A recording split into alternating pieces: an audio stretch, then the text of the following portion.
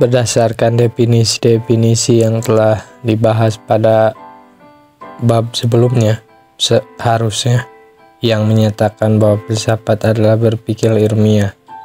Tetapi tidak setiap berpikir ilmiah itu adalah filsafat ya. Pendapat Dr.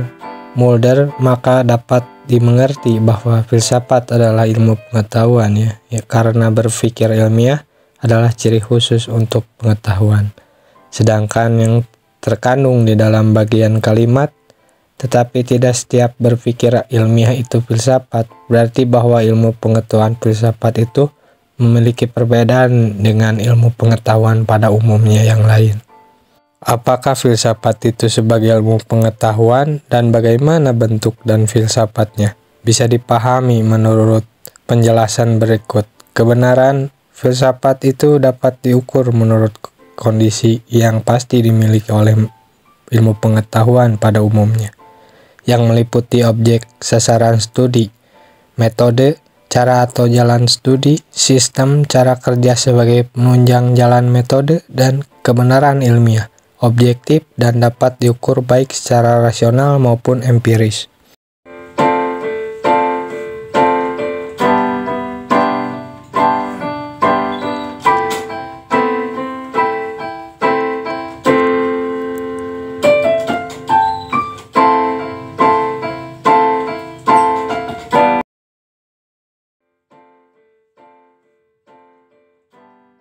Seperti ilmu pengetahuan pada umumnya, filsafat juga memiliki objek studi yang meliputi objek materi maupun objek forma. Objek materia filsafat sering disebut sebagai segala sesuatu yang ada. Hal itu berarti bahwa filsafat mempelajari apa saja yang menjadi isi alam semesta, mulai dari mineral, benda hidup, dan kausa prima. Selanjutnya, objek ini sering disebut pula sebagai realitas atau kenyataan. Terhadap objek ini, filsafat ingin mempelajari baik secara fragmental maupun secara integral. Itulah yang disebut objek forma atau cara pandang atau sudut pandang. Point of view juga sering disebut sebagai pendekatan yang selanjutnya akan menentukan tujuan dan ruang lingkup filsafat. Pendekatan menurut bagian-bagian atau jenis-jenis benda, fragmental dan realitas selanjutnya disebut sebagai pendekatan material. Dimaksud agar studi filsafat dapat diperoleh pengetahuan yang benar dan jelas secara rinci sampai pada tingkat esensi atau hakikat suatu objek. Selanjutnya, jika setiap jenis dan bagian objek material itu dipelajari secara sistematik dan konsisten satu persatu hingga tuntas, selanjutnya disebut sebagai pendekatan formal. Maka dapat diharapkan bahwa tidak hanya pengetahuan esensi atau hakikat mengenai barang atau objek tertentu saja yang dapat dijelaskannya, tapi pengetahuan eksistensi keberadaan objek tertentu dalam kaitan dengan hal-hal secara utuh dan menyeluruh bisa juga dijelaskan. Mempelajari suatu objek menurut pendekatan material, misalnya mengenai manusia, maka hakikat pribadi manusia adalah tujuan utama. Pendekatan ini terarah ke dalam pribadi manusia, yang mana segala macam gejala yang muncul dari dalam diri pribadi manusia itu menjadi kepentingan utama. Dari sini lalu didapatkan pengetahuan bahwa manusia adalah makhluk berpikir, karsa. Ia bersikap, menangis, dan tertawa, dan bisa melakukan segala macam perbuatan. Ia adalah makhluk spiritual yang unik. Di samping itu, manusia juga jelas mengalami kelahiran, perkembangan, dan kematian. Ia adalah makhluk berbadan yang sama seperti makhluk lainnya. Tetapi badan dan jiwa manusia itu berhubungan demikian eratnya, sehingga gerak-gerik badan manusia itu sungguh sangat berbeda dengan badan makhluk lainnya. Kenyataan ini menunjukkan bahwa manusia adalah makhluk yang berdiri, pribadi, dan mempunyai subjektivitas. Selanjutnya, jika pendekatan formal mengenai objek manusia itu dilakukan, maka pengetahuan eksistensial manusia merupakan tujuan utamanya. Pendekatan ini terarah pada kedudukan manusia hubungan dengan dunia luar, dengan alam, dan dengan sang penciptanya. Dari pendekatan ini dapat dipahami bahwa hubungan dengan alam dan sang pencipta itu menentukan secara mutlak keberadaan manusia. Pendekatan yang ditinjau dari bagian-bagian realitas dan integral menurut keutuhan yang menyeluruh dari bagian-bagian itu, seperti pada contoh manusia tadi, jelas menunjukkan bahwa pengetahuan esensial atau hakikat, pengetahuan esensial dan sesuatu hal dalam dirinya sendiri, dalam hubungan dengan yang lain, dan keberadaan seluruh realitas dalam keterkaitan yang menyeluruh dan utuh merupakan lingkup filsafat. Dari hal itu, filsafat jelas tidak terbatas oleh sudut pandang tentu saja, melainkan terbuka bagi sudut pandang lain sebanyak-banyaknya untuk dapat mencakup wawasan yang seluas dan sedalam-dalamnya, sedemikian rupa sehingga hakikat dan keberadaan realitas baik menurut bagian-bagian maupun keseluruhan menjadi jelas. Mengenai cukupan filsafat masih bisa diperjelas sebagai berikut. Menurut Aristoteles, filsafat pertama adalah metafisika. Cara metafisis, filsafat mempelajari objek material mulai dari tingkat yang konkret sampai pada tingkat yang abstrak ya. Setiap benda atau hal berada dalam tiga esensi, yaitu esensi konkret, esensi individual, dan esensi abstrak. Esensi konkret adalah setiap sesuatu itu berada di dalam keterbatasan ruang dan waktu tertentu, sehingga mengalami perubahan dan perkembangan yang letaknya terpisah dengan yang lainnya. Sedangkan esensi individual adalah bahwa di dalam keserba-serbian perubahan setiap sesuatu tetap berada di dalam dan pada dirinya sendiri sebagai sesuatu tertentu. Ini yang dimaksud hakikat pribadi. Sedangkan esensi abstrak adalah bahwa meskipun suatu hal itu berada di dalam perkembangan dan keberadaan dengan yang lainnya, tetapi ia tetap termasuk ke dalam jenis tertentu. Inilah yang disebut hakikat jenis. Misalnya seorang mengalami kelahiran, perkembangan, dan kematian, dan berada pada posisi yang berbeda dan terpisah dengan yang lain. Akan tetapi, dari dan sampai kapanpun seorang itu tetap berada di dalam dirinya sendiri sebagai orang itu, tidak pernah menjadi yang lain.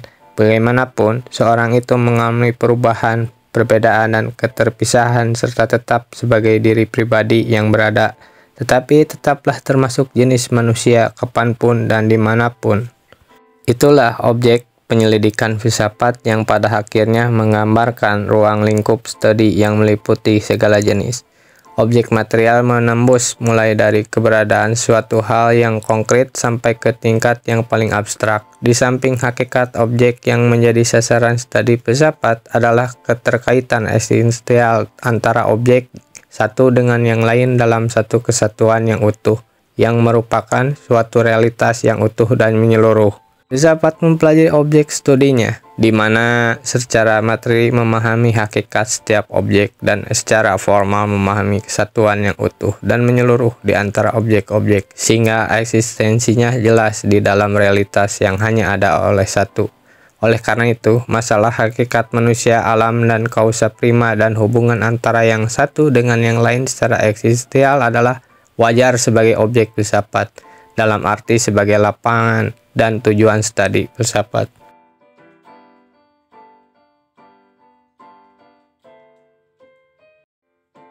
Agar lingkup studi filsafat dapat dijelajahi secara tuntas dan tujuan menyelidiki filsafat itu tercapai, maka harus menggunakan metode yang dapat dikerjakan.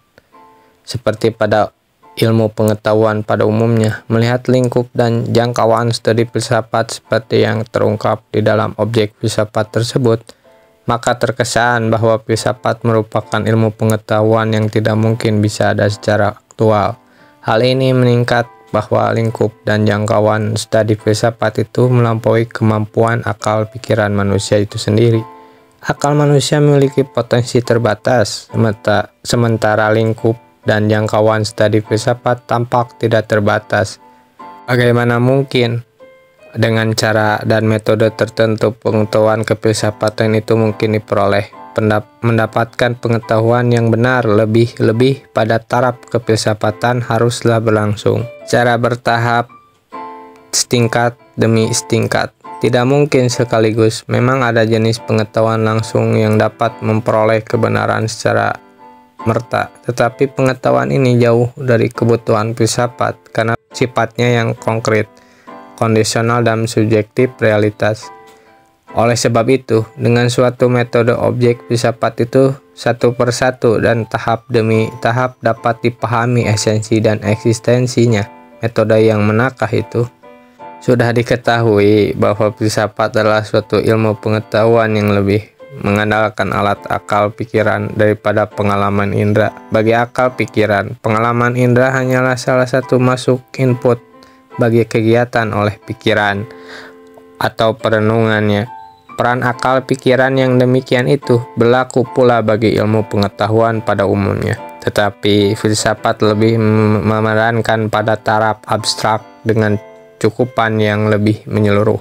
Secara bertahap, akal pikiran memahami keapa-apaan hakikat, sebab musabab atau asal mula adanya, kebagaimanaan bentuk, kedudukan, dan sifat keberadaan, baik secara material maupun formal. Dengan kata lain, secara bertahap akal pikiran mempelajari hakikat suatu mulai asas keberadaannya dan kemanaan objek sesuatu, yang tidak saja menurut prinsip atau cara kerja metode analis induktif, tetapi juga menurut prinsip-prinsip sensis deduktif, yaitu memahami keberadaan segala sesuatu melalui asas-asas hakikat.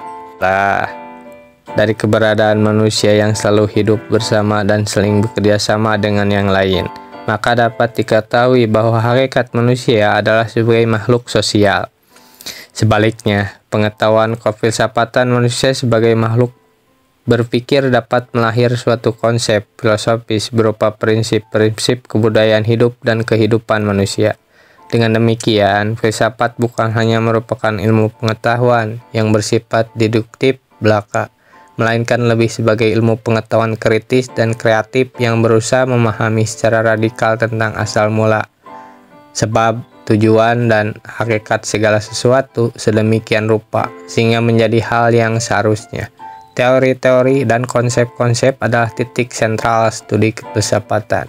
Dengan ciri ilmu pengetahuan kefilsafatan seperti itu, maka metode paling tepat adalah metode ilmiah yang merupakan gabungan antara analis dan sensis yang dipakai secara dialektik berseimbangan. Analis metode ini melakukan pemeriksaan secara konseptual atas istilah-istilah yang kita pergunakan dan pertanya-tanyakan yang kita buat.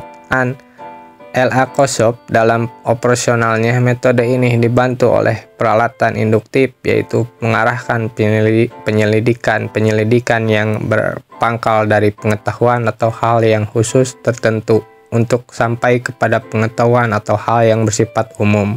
Hal-hal yang khusus tertentu itu ada di dalam keadaan yang konkret, kompleks, penuh dengan keanekaragaman dan keberadaan seperti yang kita saksikan sehari-hari.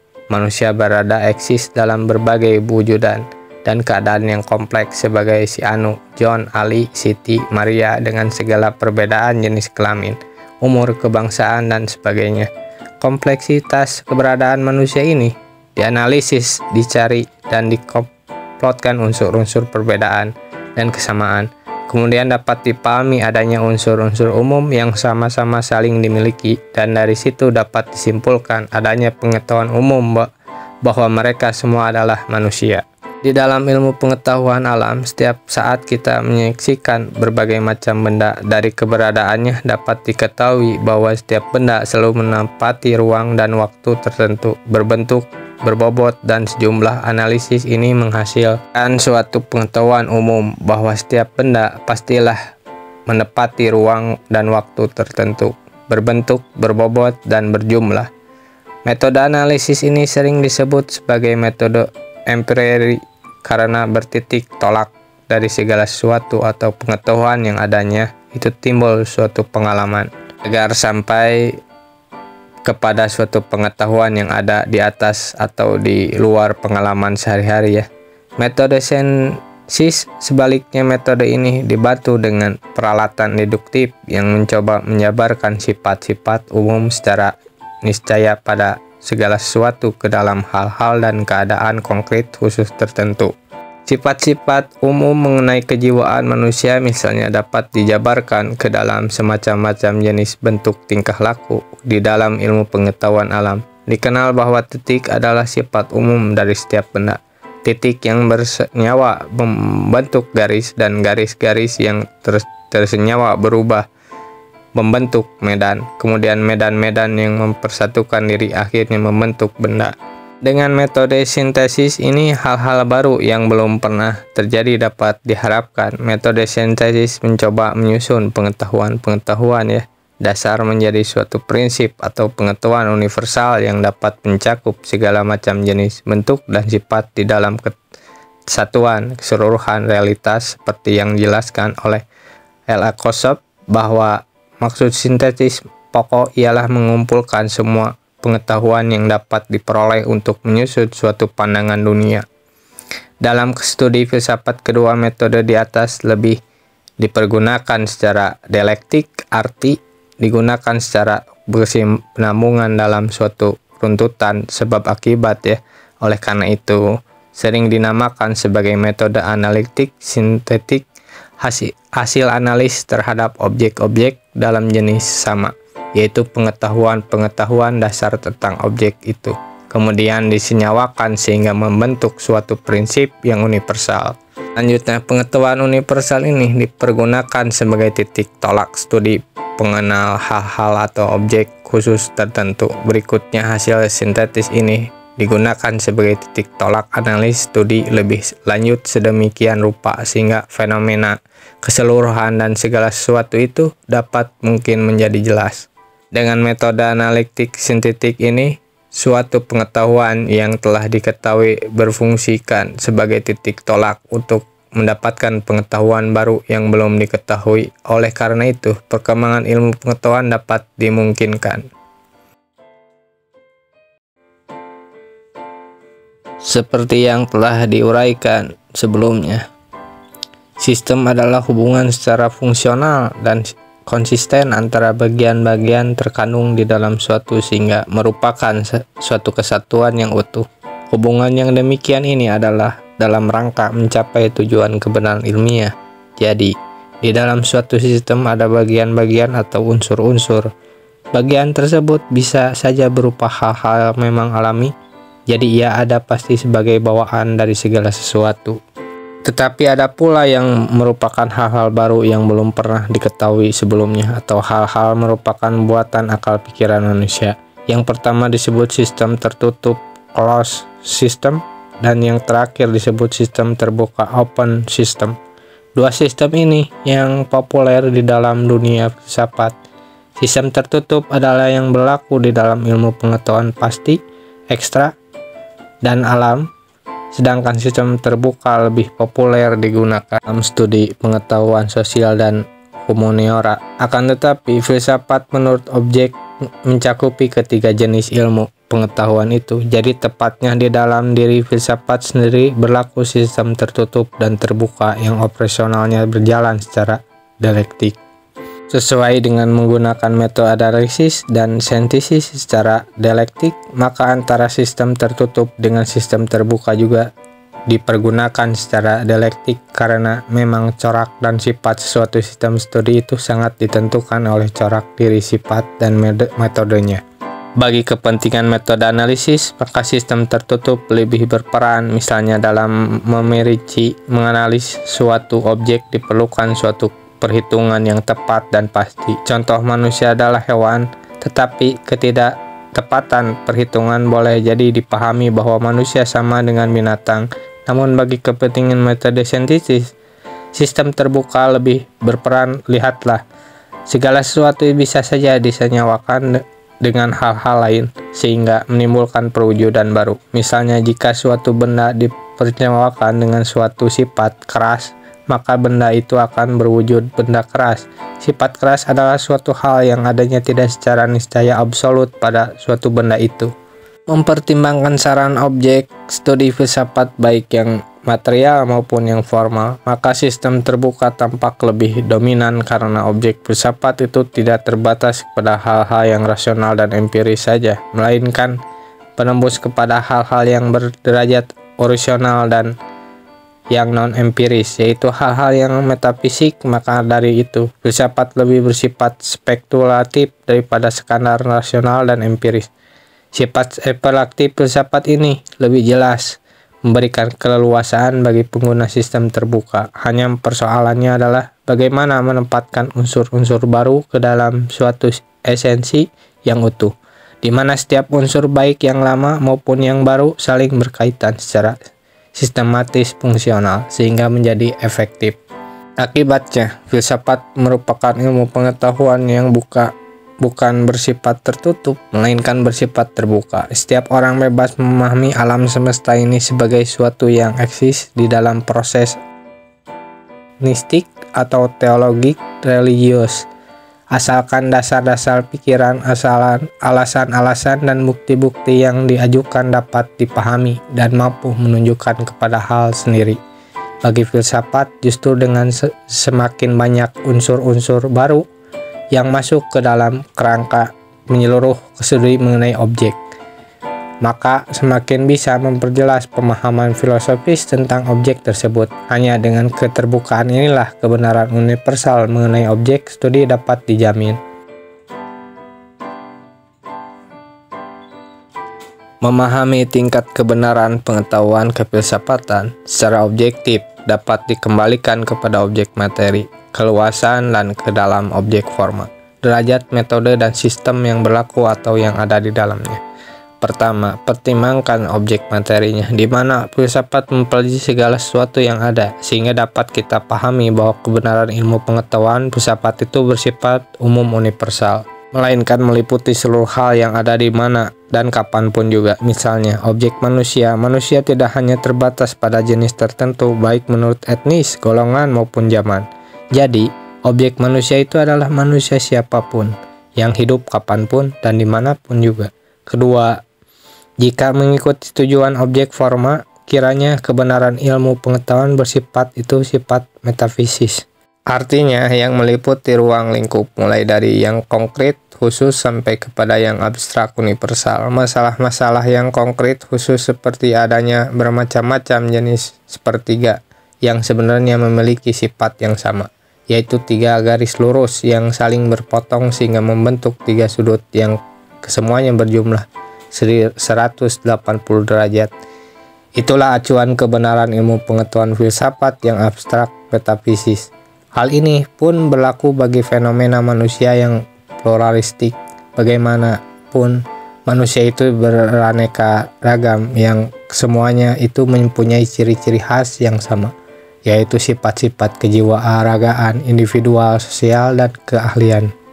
Ketika merenungi metode yang digunakan oleh filsafat, maka sifat kebenaran ilmu pengetahuan filsafat yang abstrak metafisis itu semakin jelas. Karena metode kefilsafatan itu terarah pada pencapaian pengetahuan esensial atas setiap hal, dapat pengetahuan esensial daripada segala sesuatu dalam keterikan yang utuh.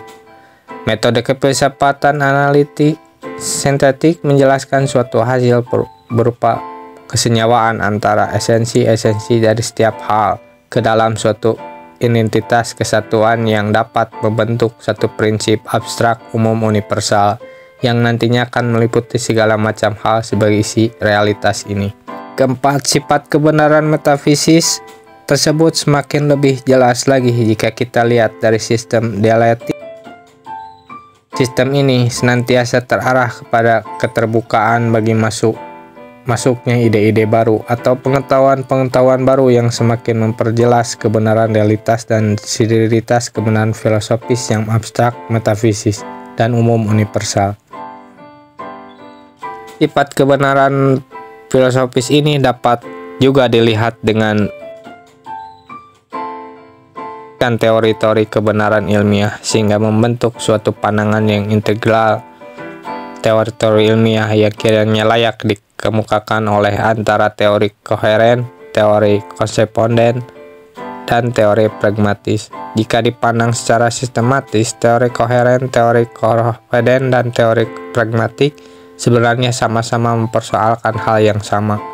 Teori koheren memandang kebenaran itu ada di dalam dunia ide, karena objek yang dianggapnya adalah bukunya yang ada di dalam realitas konkret, seperti manusia yang satu dalam keragaman melainkan manusia yang satu dalam dunia ide. Apa yang konkret plastik, ini semua dapat sebagai bayang-bayang saja. Teori ini bukannya mengandung kesalahan, melainkan hanya menunjukkan suatu kekurangan, yaitu kecenderungan untuk menolak bagian lain. Sebagai bagian dari seluruh realitas ini, kita pahami bahwa realitas itu bisa ada di dalam dunia abstrak, dunia kemungkinan, dan dunia konkret. Memang kebenaran itu mutlak harus bersifat yang di dalam dunia abstrak, karena tanpa pengetahuan demikian, kiranya sulit bagi kita untuk melakukan penilaian apapun terhadap objek. Sedangkan teori koresponden berada pada posisi yang lain. Teori ini memandang kebenaran berada di dalam dunia nyata yang dapat dialami sehari-hari. Karena objek yang nyata adalah yang dapat dialami dan yang konkret. Kebenaran bagi objek manusia adalah yang satu persatu, yang berbentuk, yang berubah-ubah, dan yang bermacam-macam. Si Tini, si Badu, sebagainya bukannya manusia yang ada di dunia ide, yang abstrak. Di dunia abstrak adalah dunia semu dan sungguh merupakan bayangan belaka.